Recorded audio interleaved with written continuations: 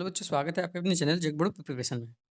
तो आप लोग के लिए मॉडल सेट रिवाइज के लिए लेके आए हैं, क्योंकि मॉडल सेट से जो है क्वेश्चन कुछ क्वेश्चन जो है मॉडल सेट से पूछता है। मॉडल से पूछने का कारण ये है कि ये खुद जैक के द्वारा जारी किया जाता है, तो उसका रिस्पॉन्सिबिलिटी बनता है कि मतलब जो है वो कि थोड़ा सा यहाँ से कुछ क्वेश्चन पूछे। तो पहला जो है वो गद्यांश है।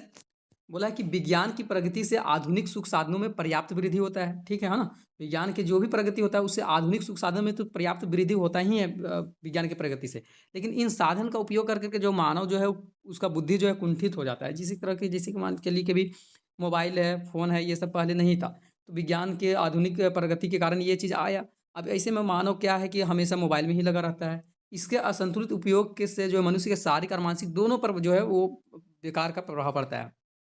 अब मनुष्य के सामने एक विकट समस्या भी एक आ गया है और इस विकट समस्या को जो है स्थिति को वास्तविक और अस्थायी उपलब्ध कराने के लिए जो है वो क्या उपाय किया जाए।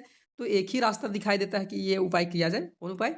भौतिक और आध्यात्मिक उन्नति जो है वो संतुलन सामंजस्य स्थापित के लिए जो है यही का एक जो है सर्वोच्च उपलब्धि है ना, और औषधि है, जिसके बल पर विज्ञान जनित समस्याएं की जो है ना समाज में जो है वो उससे व्याप्त अनेक बुराइयां का मुक्ति मिल सकती है। तो अब आगे क्वेश्चन है कि विज्ञान की प्रगति से जो है ना, विज्ञान की प्रगति हुआ है। अब विज्ञान की प्रगति से किसमें वृद्धि हुआ है? तो मानव बुद्धि में, आधुनिक सुख साधनों में, मानव मानसिक स्वास्थ्य में या शारीरिक स्वास्थ्य में? तो आधुनिक सुख साधनों में जो है मानव की प्रगति से, विज्ञान की प्रगति से जो हुआ है, विज्ञान की प्रगति से मानव के जो है वो आधुनिक सुख साधनों में वृद्धि हुआ है। आगे है कि विज्ञान जो है प्रगति है ना? विज्ञान जो है प्रगति है, हमारे लिए चिंता का कारण क्यों है? विज्ञान तो प्रगति है लेकिन हम लोग के लिए चिंता का कारण है।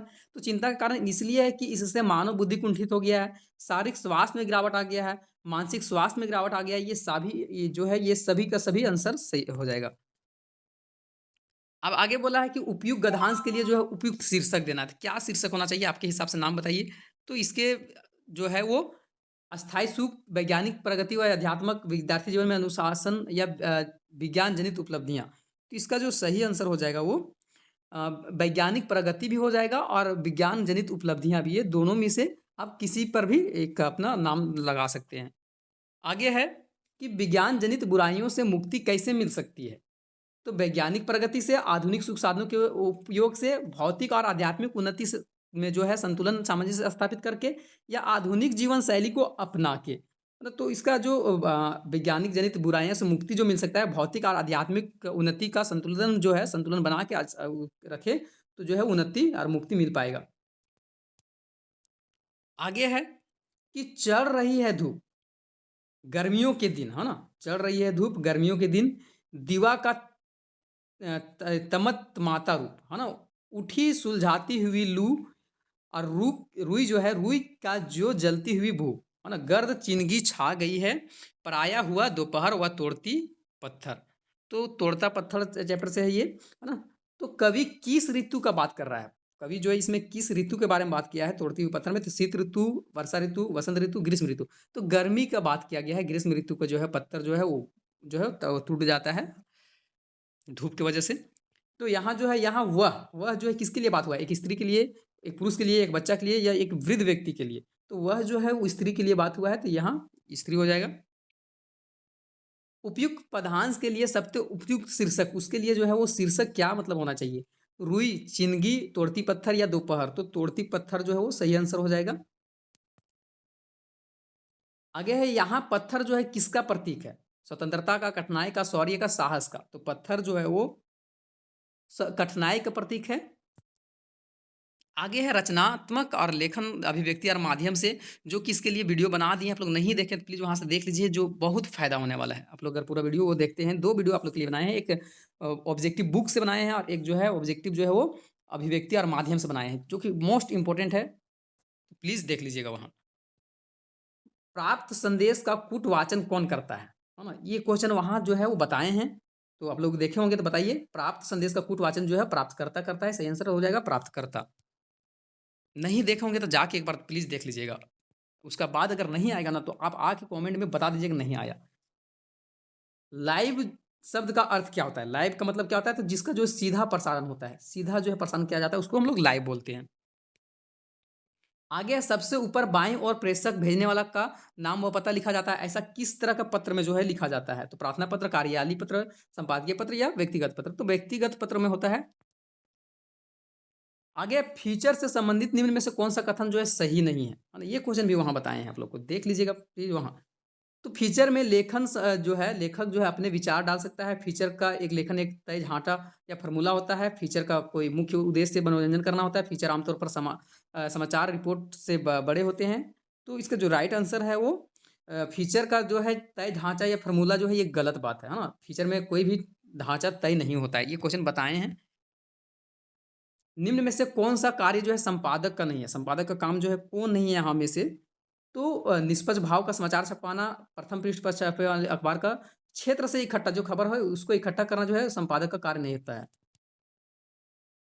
जनसंचार माध्यम का प्रमुख कार्य क्या है? तो जनसंचार माध्यम का जो है वो लोगों को मार्गदर्शन करना, मनोरंजन करना, सूचना देना और शिक्षित करना, ये सभी इसका सही आंसर हो जाएगा। आगे भारत में प्रकाशित होने पहला अखबार जो है, भारत में जो प्रकाशित होने वाला सबसे पहला अखबार जो है वो बंगाल गज़ट है ना? तो बंगाल गज़ट इसका सही आंसर हो जाएगा। आगे है कम से कम शब्दों में तत्काल महज़ सूचना देने वाली टेलीविज़न समाचार किस चरण के अंतर्गत आता है? फ़ोन इन, लाइव या फ्लैश न्यूज़ या एंकर जो है विज़ुअल? तो सही आंसर हो जाएगा वो फ्लैश न्यूज़ हो जाएगा। आगे बोला है पधान से चढ़कर मेरे जीवन रथ पर प्रलय चल रहा है अपने पथ पर। मैंने नीच दुर्बल पदबल पर उसके हारी होड़ लगाई। तो यहाँ बोला है कि ये किस पाठ से जो है कि इसका रचयिता जो है कौन है ना? तो इसका रचयिता जो है जयशंकर प्रसाद है। सही आंसर हो जाएगा जयशंकर प्रसाद। आगे बोला है कि इस पदांश का प्रतिपाद्य क्या है? तो देवसेना की खुशी, देवसेना का प्रेम पीड़ा, देवसेना का देश प्रेम या देवसेना का उत्साह। तो सही आंसर हो जाएगा देवसेना का प्रेम पीड़ा के बारे में यहाँ बात किया गया है। आगे है इस पद्यांश में कौन-सा अलंकार नहीं, अलंकार जो है कौन-सा अलंकार नहीं वो बात बोला है। तो यहाँ जो है ये यमन अलंकार नहीं है। आगे है प्रस्तुत पंक्ति जो है किस नाटक से लिया गया है? स्कंदगुप्त, चंद्रगुप्त या ध्रुव स्वामिनी, अजातशत्रु। तो ये जो है वो स्कंदगुप्त से लिया गया है देवसेना। आगे क्वेश्चन है कि और कितना कड़ा करूँ दिल, माँ से कहना मैं भाई-भैयों का जो है नौकरी करके पेट पालूँगी, बच्चों की जूठन खाकर कोने में पड़ी रहूँगी, लेकिन यहाँ अब नहीं, है ना? अब नहीं रह सकूँगी। कहना यदि माँ मुझे यहाँ से नहीं ले जाएगी, तो किसी दिन जो है गले में जो है घड़ा बाँधकर जो है वो हम पोखर में डूब मरूँगी। भथुआ साखर खाकर जी लूँगी, है ना? यो जो है किस लिए, किसके लिए जो है ना बथुआ साखर कब तक और किसके लिए जो है वो जीऊँ। तो यहाँ जो बात है वो बड़ी बहुरिया चैप्टर से है ना? तो वो बोलती है बड़ी बहुरिया चैप्टर में कि हम जो है संबंधियाँ को बोलती है कि जाओ मेरा संदेश लेके जाओ और मेरी माँ से कहना कि जो है कि मुझे यहाँ से ले जाए, हम यहाँ अब नहीं रह पाएँगे, है ना? कब तक जो है ये भाभी के जो है नौकर की तरह मतलब जो है वो पेट जो है जूठन खा-खा के बच्चों का जूठा खा-खा कर रहेंगे, तो उस चैप्टर से है। तो बोला है कि प्रस्तुत पंक्ति जो है वो किस पाठ से लिया गया है? तो ये सवदियाँ जो है ना, बड़ी बहुरिया इसमें बात हुआ है, तो सवदिया चैप्टर से ये लिया गया है। यहाँ वक्ता कौन है? वक्ता के बारे में बोला है, कौन है? तो यहाँ बड़ी बहुरिया जो है वो वक्ता है, इसी के बारे में बात किया जा रहा है। अब यहाँ बात बोला है कि यदि माँ मुझे यहाँ से नहीं ले जाएगी, तो मैं किसी दिन गले में घड़ा बाँधकर पोखरे में डूब मरूँगी। यह वक्ता कौन-सा भाव प्रकट करता है? खुशी का, उत्साह का कोई मरने की बात कर रहा है तो खुश होगा, नहीं ना? उत्साह होगा, व्याकुलता होगा या डर होगा। तो यहाँ जो बात बोला गया है वो व्याकुलता का बात बोला गया है। यहाँ श्रोता कौन है? सुन कौन रहा है? हरगोविंद, बड़ी बवरिया, मोदियाइन या गुल मोहम्मद आगा। तो यहाँ हरगोविंद जो है वो सवदियाँ है तो वही सुन रहा है, उसको सुनाया जा रहा है कि ऐसे-ऐसे जाके तू वहाँ बोलना। आगे बोला है कि यह दीप अकेला कविता में दीप किसका प्रतीक है? दीप जो है किस चीज़ को प्रतीत कर रहा है? तो व्यक्ति का प्रतीत कर रहा है। आगे बोला है कौशल्या किसे देखने के लिए राम से पुनः अयोध्यापुरी वापस आने का निवेदन करती है? दुखी अश्वों का, राजा दशरथ को, माता सुभद्रा को, प्रजा को। तो उसका बहाना दुखी अश्वों का रहता है ना? दुखी अश्वों का देखने का बहाना से वो राम को देखने के लिए जो है वो व्याकुल रहती है। आगे है चार हाथ लघु कथा किसके शोषण का उजागर करती है ना? तो मज़दूरों का जो है 4 हाथ जो है वो मज़दूरों का शोषण का उजागर करती है। दूसरा देवदास कहानी में घटना किस शहर का है? दूसरा देवदास की जो कहानी है उसमें कौन-सा शहर के बारे में घटना को मतलब बताया गया है? तो हरिद्वार के बारे में बताया गया है। आगे है सूरदास की झोपड़ी शीर्षक का पाठ्य का उपन्यास का अंश क्या है? है ना? सूरदास की झोपड़ी का जो है, वो किस तरह का उपन्यास है? तो रणभूमि से ये लिया गया है। लास्ट क्वेश्चन है कि लेखक ने खाओ उजाड़ू सभ्यता किसे कहा है? तो खूब खाने-पीने और एक स्थान से उजड़ कर दूसरे स्थान पर बस जाना इसको बोला है?